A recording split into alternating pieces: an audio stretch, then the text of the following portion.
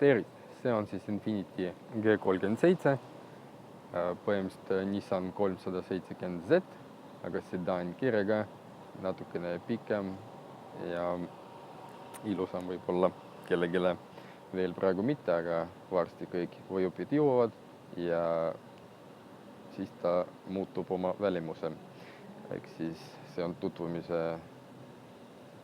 video ja järgmisena te saate näha, mis ma sellega hakkan tegema.